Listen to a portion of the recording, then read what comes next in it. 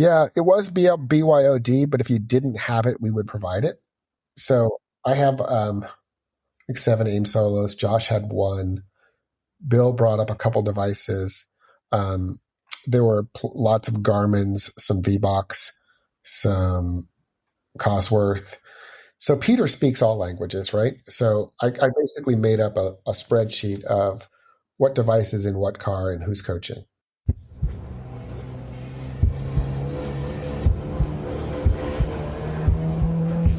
Green flag. Welcome to the Blind Apex Podcast, where amateur club racers tune in to get faster.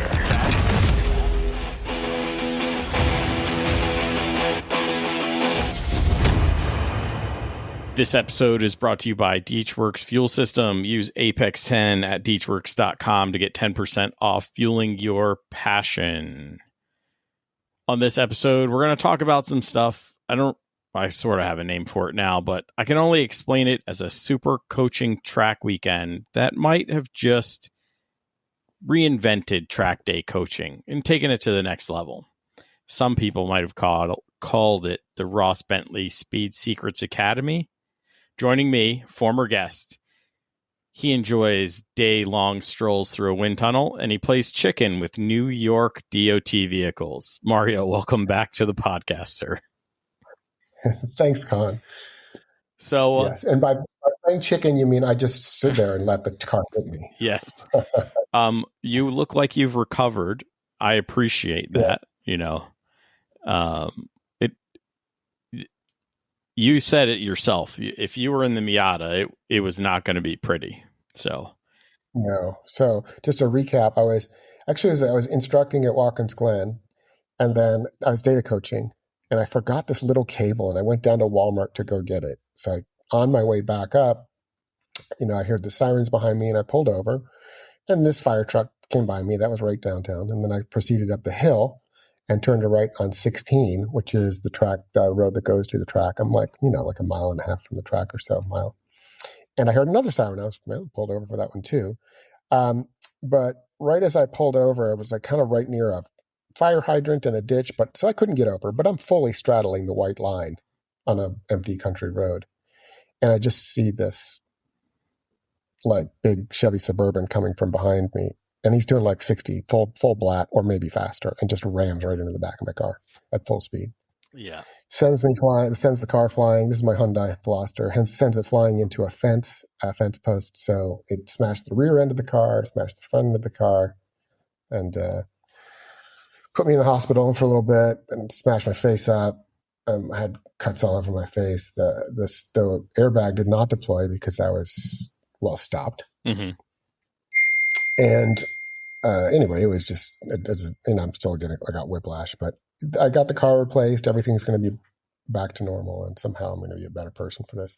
I've had a lot of people go, "Why aren't you suing?" And it's like, you should be rich off this. But New York is a no-fault state, which means there's a certain amount of insurance that's covered, and unless you were dismembered or dead or somehow like could never work again, you can't sue for that. Right. And moreover, because it was a emergency vehicle responding to some kind of whatever sirens on, I would have to prove negligence and reckless driving. And, I've got dash cam footage, but it's just forward facing. And, I think it's an uphill battle. And I got to think that I'm A, not a litigious person, and B, why is a person a fireman or an EMT or a first responder? Because they're trying to help people. Right. Right. So I don't, I wrote them an email and said, you know what, could you just get that guy? I'm not coming after your department or trying to, sue a municipality, but please just put him in the right seat.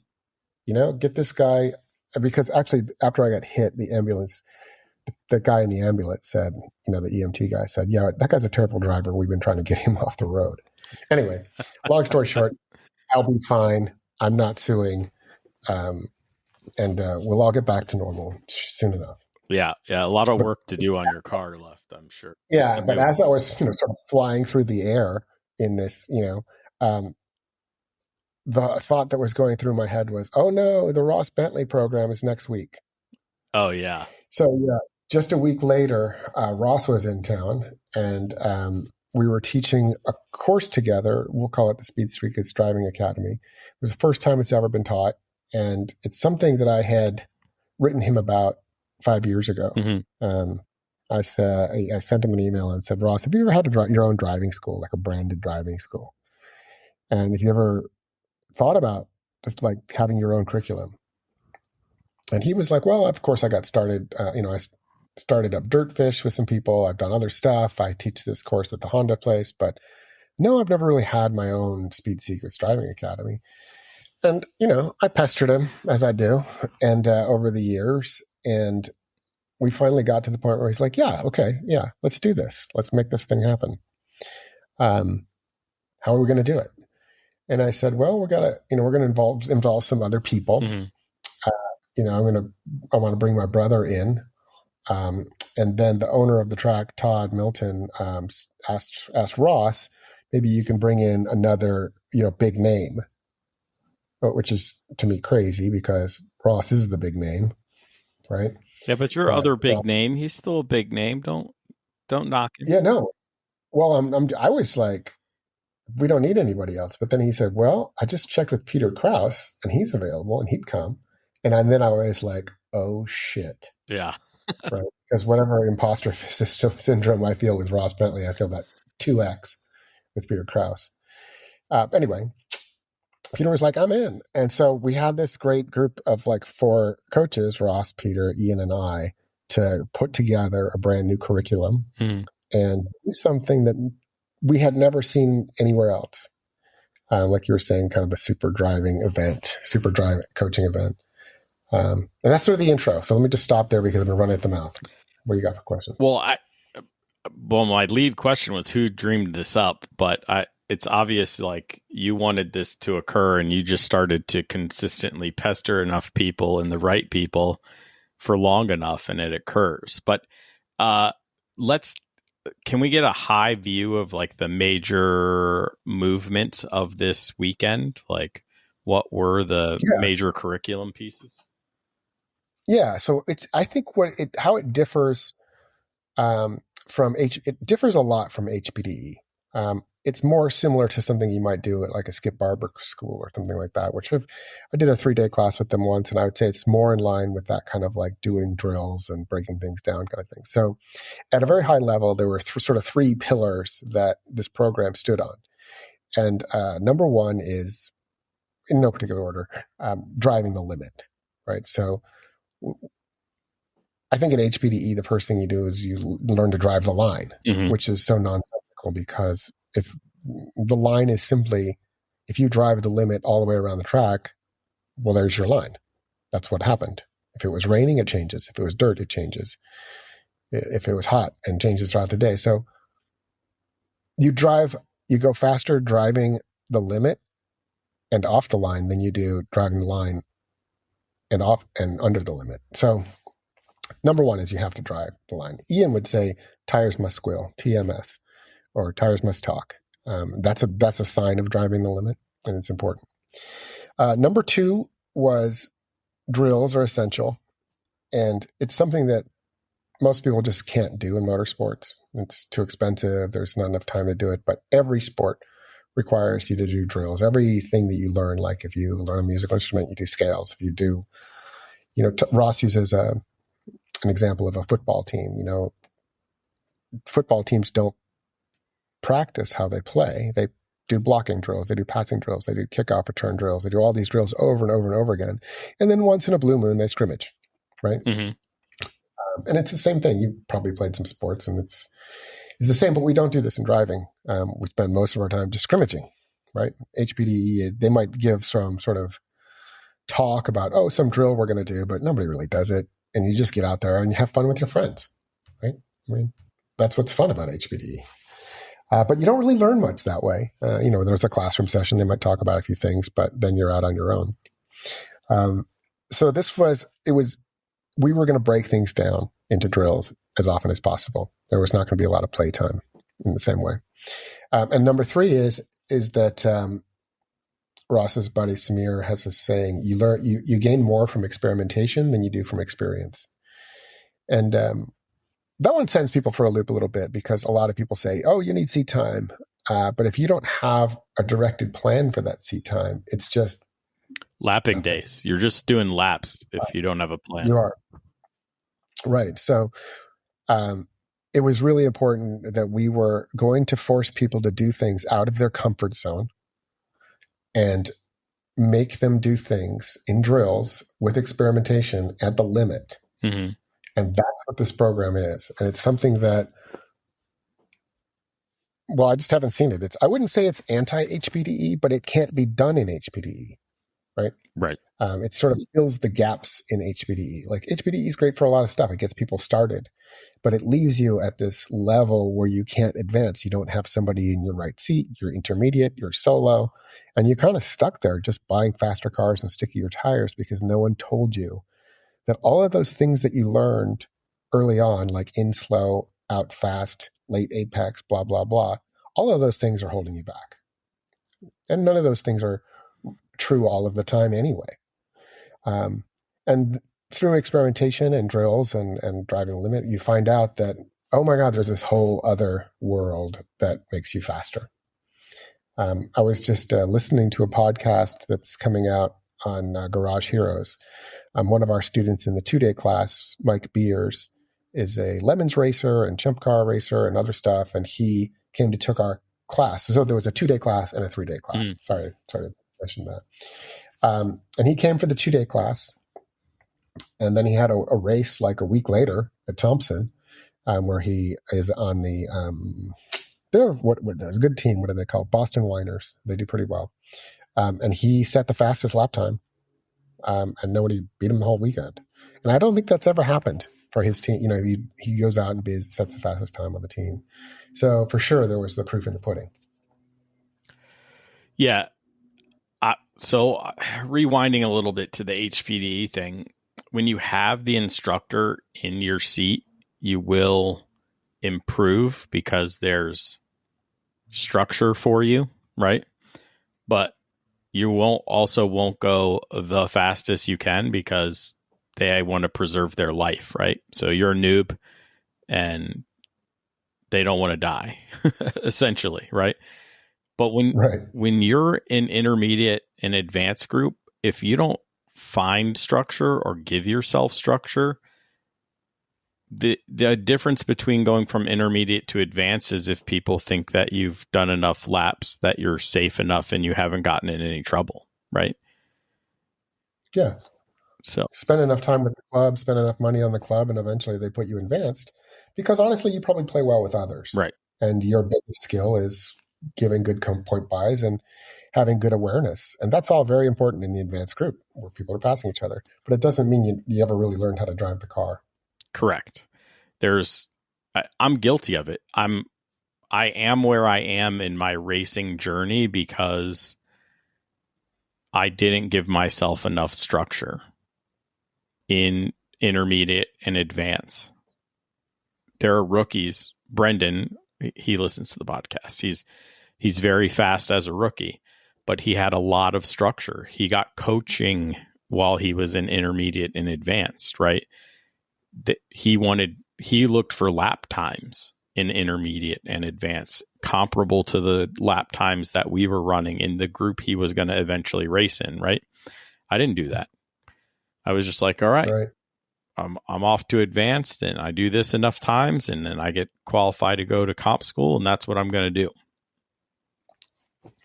Let me tell you a story about one of the guys that came to the class. He's a racer, like a pure racer. Mm-hmm. He has a Formula One car. He has a Velar or something. Nice.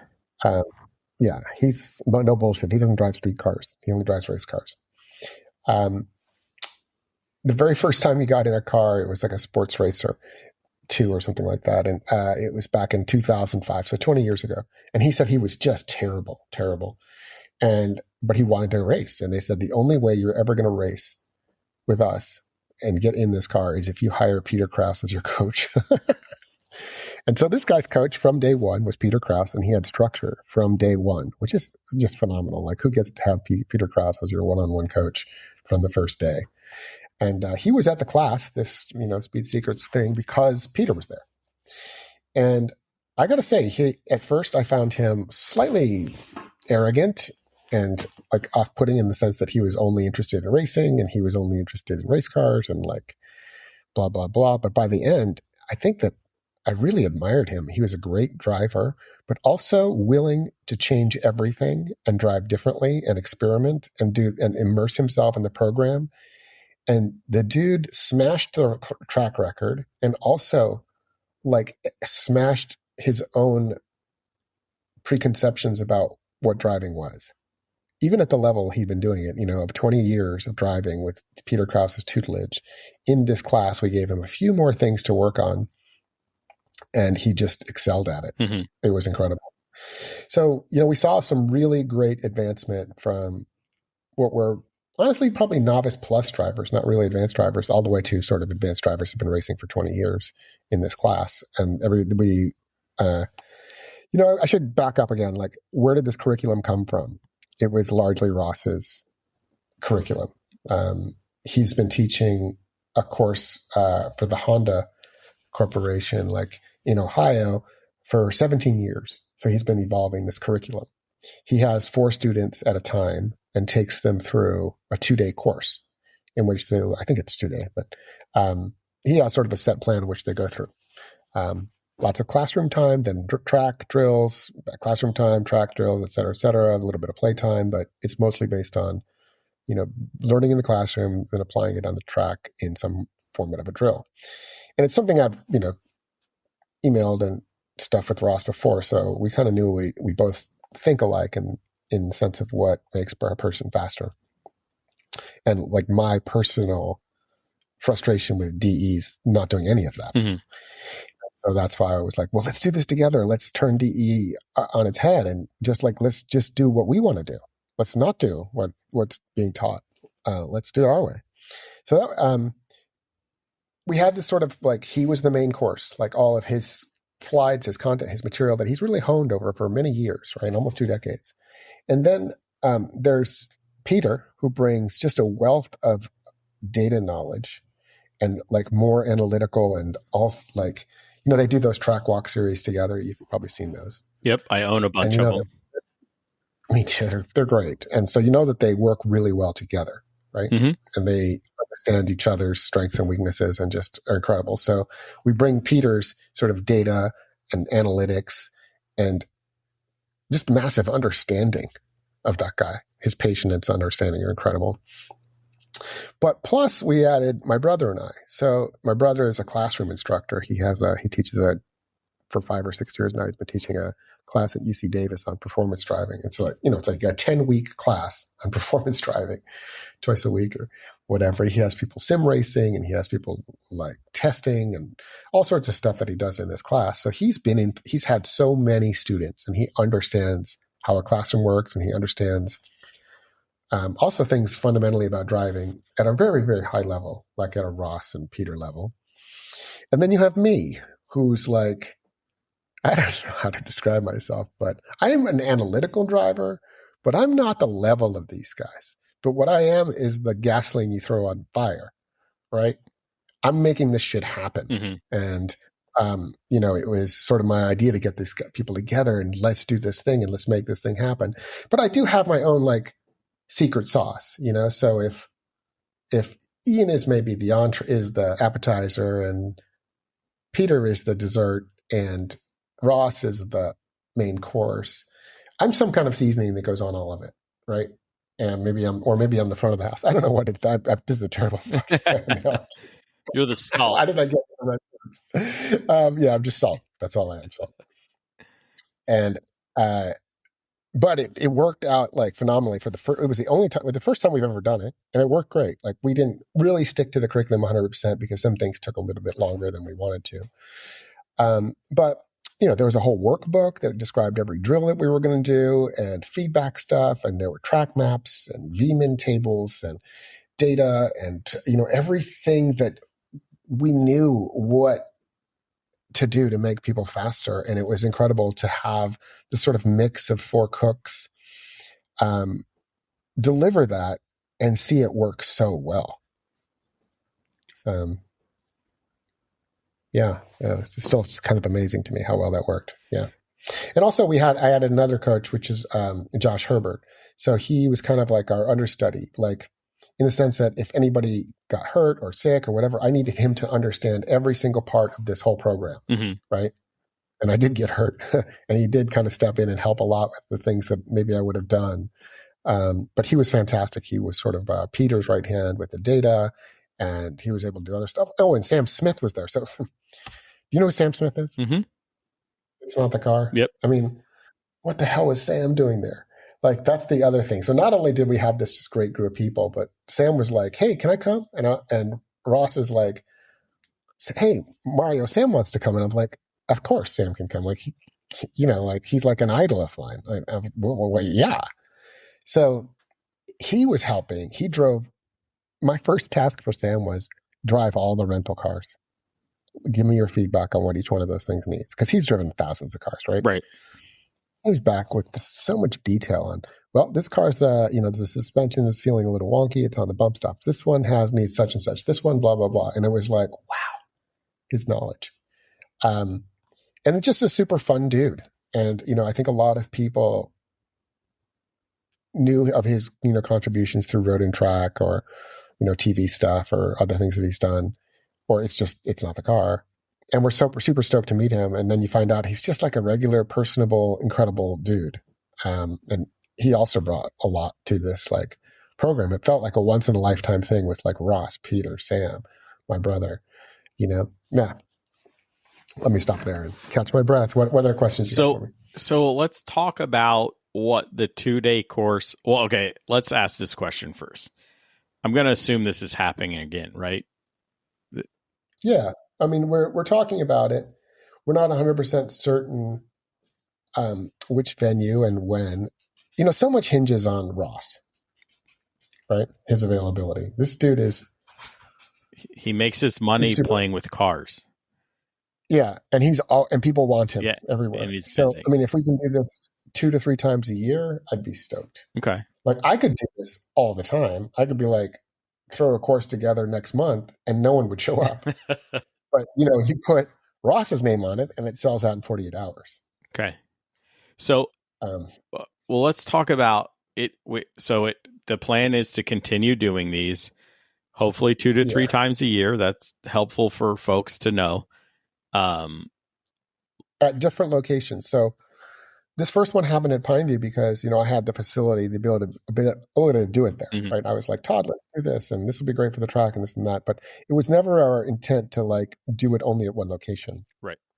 Pineview has a great classrooms and great facility, and it was a good track to do it on. But I can think of a dozen tracks and country clubs and other places that I'd want to do it on. And, we had people flying in from California and Colorado and other places far away to come do this. But the fact is, we should make a traveling road show and go to different places.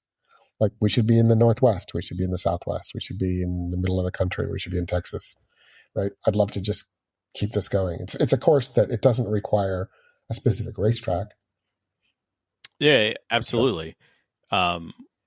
So let's talk about the difference between the 2 and the 3-day and sort of like what the flow of the weekend was.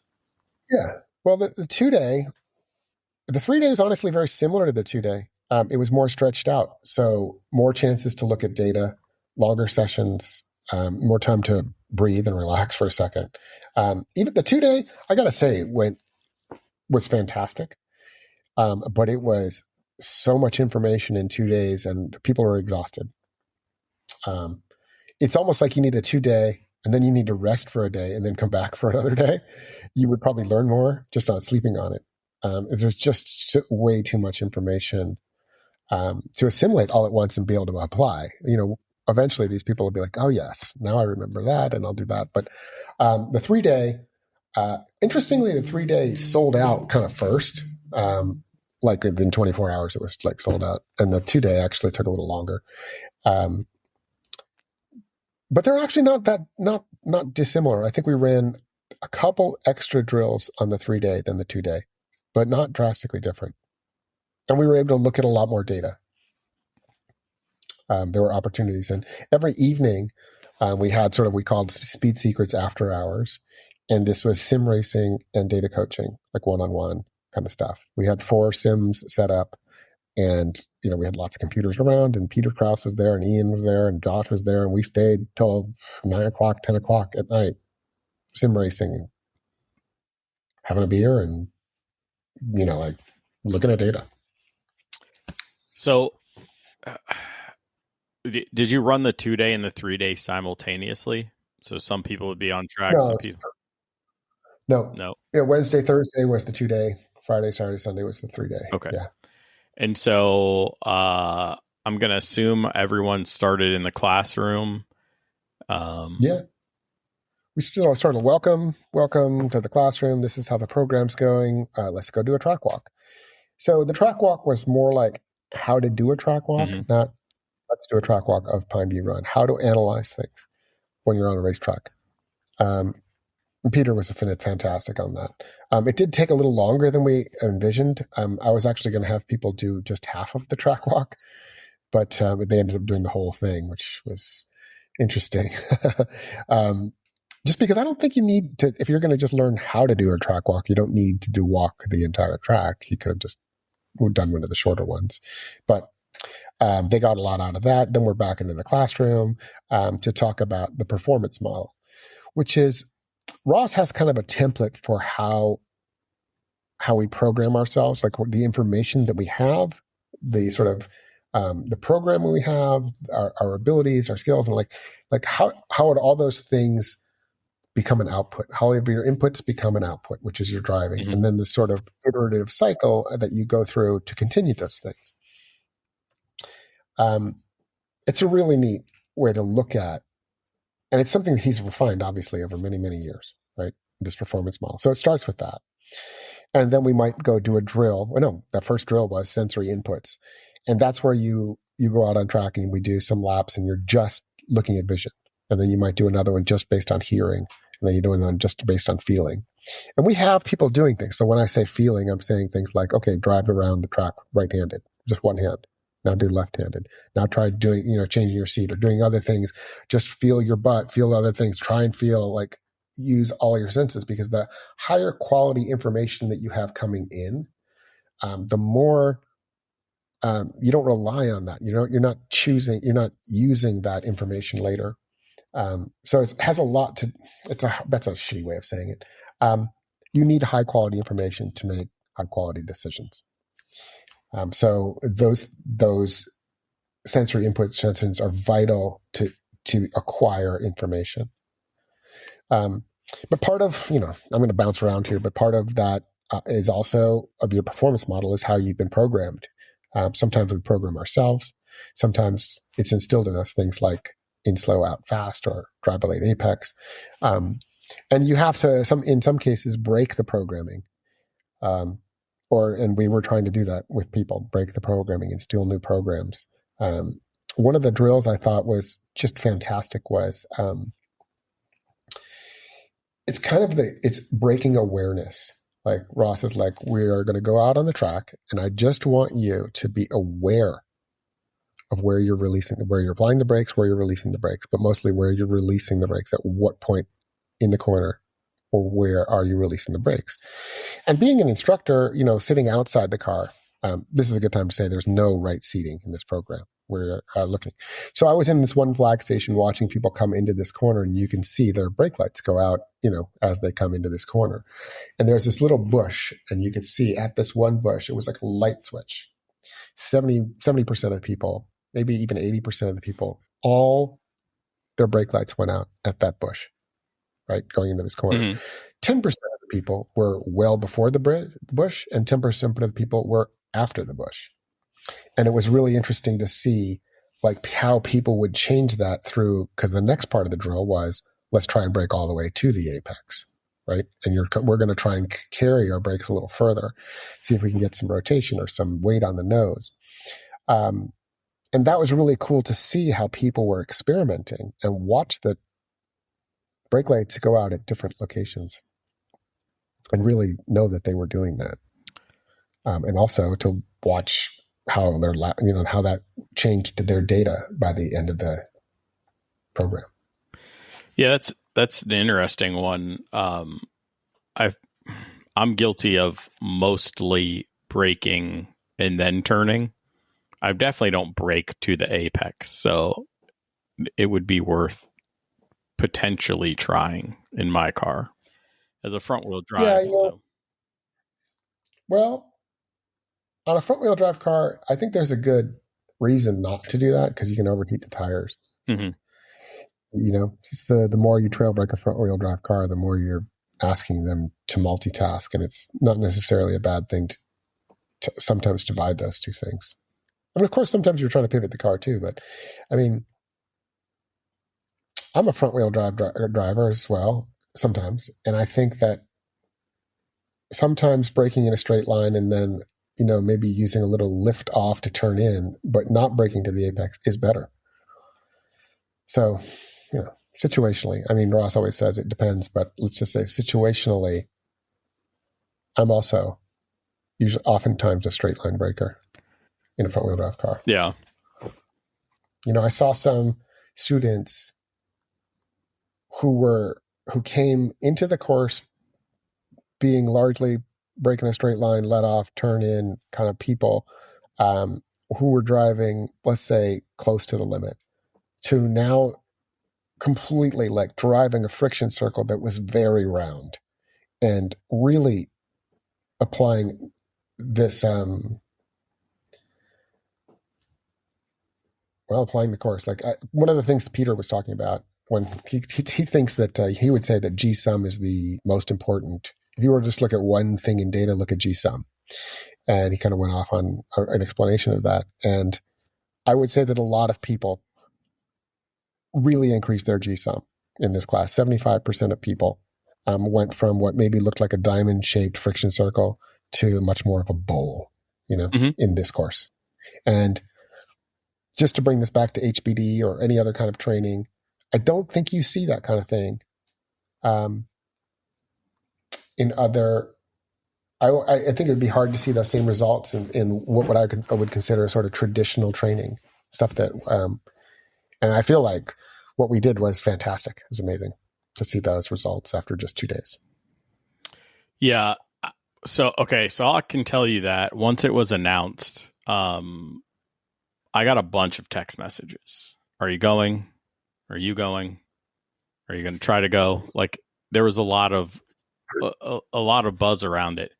But afterwards, people were like, man, I wish I could have gone, So some of the feedback that people had received from the people they knew that had went was really positive. And I think you're reinforcing that. But what kind of feedback have you gotten so far? And maybe what are some of the adjustments you guys have planned?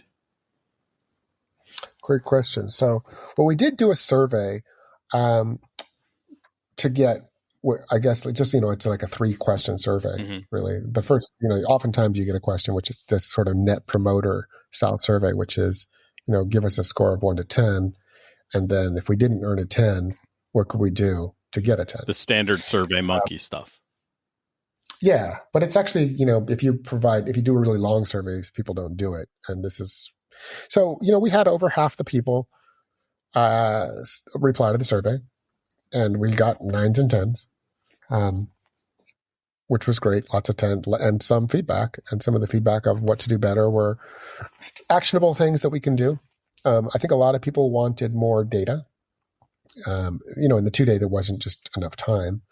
One of the students had a really good idea, which was maybe we could have done some of the classroom sessions online ahead of time. And I'm like, yeah, we could have. I mean, or some like and we pre-event homework kind of thing. Yeah, because there's some of the things that Ross does, for example, the corner anatomy stuff, is stuff that he's done in some of his webinars. Have you ever done one of his webinars? Yeah, I've done a couple of them actually. Me too. I love those webinars. They're fantastic. Like he does one every January. He does them throughout the year, and he did one on the cornering masterclass, 2-day masterclass, which just was excellent. And he used a lot of that. But like if you've already taken that 2-day course, you really didn't need it for this one. But maybe just a 10-minute refresher would have been fine. So we probably could have if we knew that everybody was at the same level as far as this sort of base information, we could have done some of the classroom stuff in 10 minutes instead of 25 minutes, for example, or Right. or whatever it's. And then we could have spent more time drilling and looking at data. And that would have been huge. Like drilling and looking at data is like a recipe for understanding, and is hugely important and mostly overlooked. So did you guys bring your own like AIM solos to put in, or was it bring your own data? Yeah, it was BYOD, but if you didn't have it, we would provide it. Okay. So I have like 7 AIM solos. Josh had 1. Bill brought up a couple devices. There were lots of Garmin's, some VBox, some Cosworth.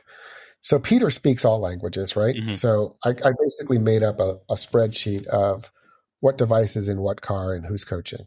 And if it was an AIM solo, I'm on board. If it was a Garmin, it was Ross. If it was something weird or other stuff, it was Peter.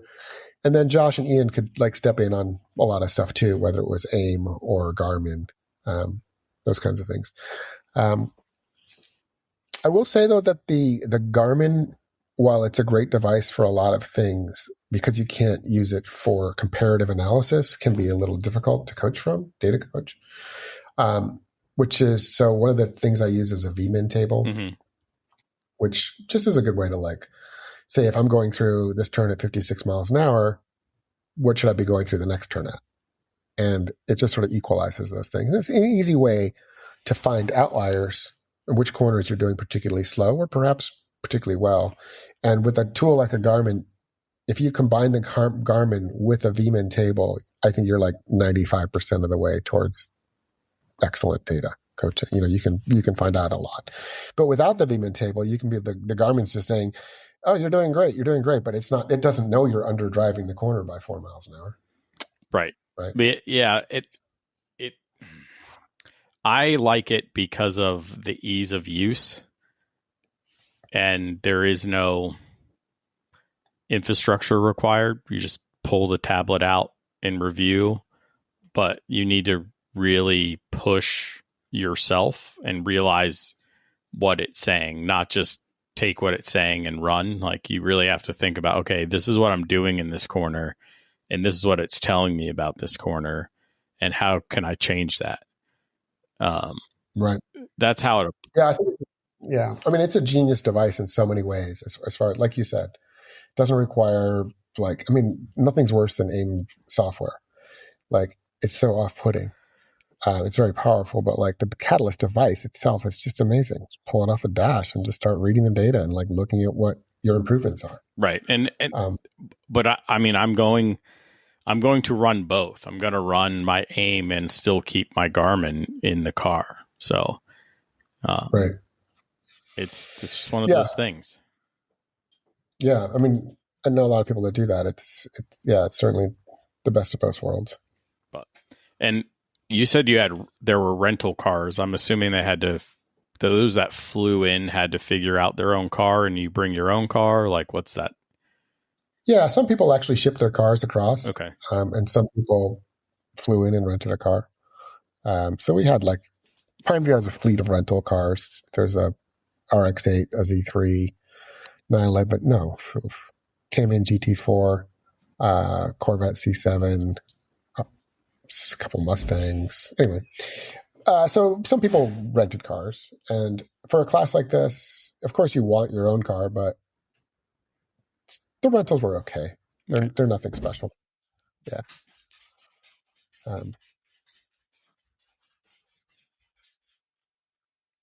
Yeah. Okay. Is there anything else we need to talk about for the class? Or maybe some tips on how folks in between classes can teach themselves a little bit? One of the classes I took with Ross was his master class on self-coaching. So I think that's worth it. So I didn't take that one. I have to see if I can get that one. Well, I think, like those three cornerstones I talked about are drilling is essential. Mm-hmm. You learn more from experimentation than you do from experience. And drive the limit. Did I say that one already? Nope, No. not yet. Yeah, those three things. Anyway, I forget them. Anyway, those are if you do all those three things, then I think that the thing is, it's difficult to bring that to a particular track. Like, I'm going to sign up for a DE at Watkins Glen. Good luck with experimenting. Like, they're going to pull you aside and say, what are you doing? Why are you driving like that? Stop doing the no brakes drill when everybody else is using their brakes. You know what I mean? Right. It's very difficult to do these things in the context of a DE. It's rude to other people. It is okay. So I'm doing a track day because my car is broken. I need to make sure it's fixed. And pray if you are a praying person, and sacrifice ghosts and chickens if you're one of those kind of people. Like, whatever it takes to get the car running. If the car's running, all I need to do, I can run myself my own drills, but before I hit the braking zone, I do a mirror check for certain drills that I want to do, right? If there's no one there, I'm doing the drill. If there's someone there, I'm riding the line, right? Like, you just have to be opportunistic and open and very aware of your surroundings, and they usually leave you alone.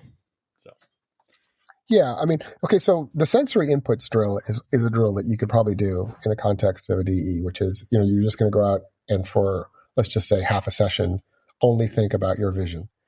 And really everything from inside your car to outside the car to keeping your eyes up above to like looking for references, and really getting more quality information visually. Mm-hmm. And that's not going to really slow you down. And oftentimes people will set their very fastest lap doing a sensory input session because they're not overthinking. They're really just trying to gather information. So doing that for sight, hearing, and feeling would be great ones to do at a DE. Another one is taller gear. I mean, it would surprise me not at all to find out that someone goes out, does the taller gear drill, and sets their fastest time. Like when I sim race or race Gran Turismo with friends or whatever, and we compare lap times, and if I'm faster, it's probably a result of I'm usually in a taller gear. I find that there's so much to getting on the throttle early in a taller gear. Yeah, you're usually saving an extra shift. Two, you're going to get on the gas earlier, but two, you're not going to transfer that torque the same way. And so over the course of a race, you may choose to do that.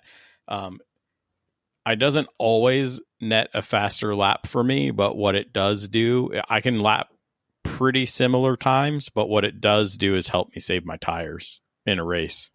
I won't lie. Yeah. That's a good point. Yeah. And it's also just a great drill because it makes you focus on momentum. Mm-hmm. Yeah, because fast in and fast out is the faster way. Right. I don't want to talk about the third gear no brakes drill too much. It's something I've talked about before, but and Ian covered it with the sim stuff. I mean, it's literally what I do on the sim to learn a new track. So it's foundational like that. It's that momentum is more important than braking or accelerating. Mm-hmm. It's just so incredibly important. So yeah. So, taller gear is a great drill to do on track. Yeah. And other than that, I would say, go to a track that is sparsely, I mean, it doesn't really happen very often, but like at a track like Pineview, I'm lucky that it's, an hour and 10 from my house, and midweek, there's nobody there. Like I can go up there, test tires, and run drills all day long. And I do. And it's really fun. So if anybody wants to join me at Pineview on a Wednesday or Thursday, or heck, even a Friday. On Fridays, they do the short course early in the day and they do the long course late in the day. But the short course is the best one for running drills. I mean, 0.6 of a mile, 45 seconds. And you just get so many reps in. If you want to just practice your trail braking, there's nothing better. It's coming up there's these 2 turns where you're going to be doing that constantly. over and over again. And there's just so much opportunity for learning at a place like that. I'd like to eventually get some kind of coaching deal going at Pineview where I could just meet people on Wednesdays and Thursdays. And honestly, we would probably spend 3 sessions doing the no brakes drill on the short track and just understanding how much you slow the car using steering and the slip of tires sideways and how to just maintain momentum. It's incredibly important and foundational. And then you can practice trail braking and rotation and other things later, but or join another club. Like, I think there's other clubs that probably have more track. I don't know. It depends on where you are in the country, but it's not always easy to run drills and do these things that I'm talking about, like it's fantasy land. So do your best. Be opportunistic if you have these opportunities. If you have a club like Pineview around, or Summit Point has its own drivers club, and take advantage of those. If you do, even if you do, if you don't, you definitely need to start taking some classes. I need to sign up for the next one and get out there because I'm terrible. I feel well, let me tell you what. So yeah, I mean, sim racing, of course, is another place to do drills and do those things. Right. But as far as the class, we didn't really go over the pricing for that because I think that was a barrier for a lot of people. And also because of that, we kind of got a homogenous group of people. So the 2-day class was $2,700. Right. And that is a lot of money, especially if you have to travel to get there. Right. And it was midweek. It was a Wednesday, Thursday. That's not a thing that is easy for a lot of people to do. And then the 3-day class was $4,000. Now, was it overpriced? Well, we sold out in 48 hours. Right. So maybe it wasn't overpriced. But, and I think a lot of people thought it was well worth the money. I mean, many people responded, you have a lifer and we will do this every single time you offer it. But it was, it's an older crew and a moneyed crew of people. And, if I wanted to work with more young people, that's not how to do it, charging $2,700 or whatever, right? It might be neat to somehow work a smaller price point program like this. I don't know how to do that because it's not like we made a ton of money on something. It was a lot of work and it was a lot of, you have the whole track and it's not easy anyway. Yeah. We've covered in past episodes, we've covered track pricing and what's going on with all of that. It's not going to get better. So there's a lot of overhead. Look at the hitters you brought, right? Like, yeah, everybody's got to have a place to stay. We have to feed people. You have to do all these things, right?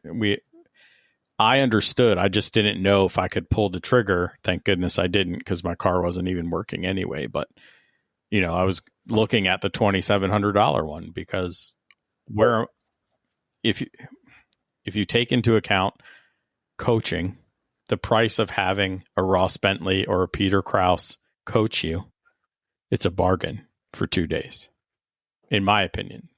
I'm surprised it didn't sell out faster, to be honest. Yeah, I mean, to get those two guys, to get Peter out of VIR, to get Ross there, to get Sam Smith there, right? And parenthetically, my brother and I, like, that's not, that's a lot of people from everywhere, and a lot of, it's expensive. It is. And the wealth of information, the amount of personalities, not just from the attendees, but the coaches, right? You guys had enough folks with enough experience, with different backgrounds, that you guys could mesh with the right kind of people, right? You would have the right kind of instructor for everyone, it seems like. So, and the feedback that I've heard has been nothing but good. So, yeah. I mean, will another person do something like this? I mean, I would say, I would hope that we can get more things like this. We weren't trying to say, I think we were trying to do something different, and we were trying to say, this is how most things are learned in life. How come we don't do this in cars? Mm-hmm. Let's just model other sports and do the same kind of thing. I mean, of course, we're using more data than they would probably use in sports, but yeah, I think there's there's some room here for even improving on this program or iterating or again, like trying some way to include people at different price points or something. But it was a great first stab at something generationally sort of different in this area. Yeah. And I will promote the next one. I'll try to be there. You guys let me know. And we'll I was gonna help try to be, the media person there, but Ross and Sam have It's Not the Car. Bill Fisher was there. There's plenty of media to cover it, but I wanted to cover it for my audience because I think it may not be something it was on their radar, especially price wise, but I really think that something like it or it itself will benefit all of us. So, and like you said, I think everyone said it was a great value. Even if you said if it's that expensive, it leapfrogs you ahead. So yeah. No. Well, Mario, I really appreciate you coming on the podcast, sir. Thank you. Good to see you again, brother. Yeah, man. I really, it's good to see you because after I saw pictures of the car, I was like, oh man. And your black eye's gone. That's good. So. Oh, I was messed up. I had cuts all over my face. Yeah. So. Yeah. A lot better though. Thanks, man. Until next time, keep working on yourself, keep working on the car, and let's get faster.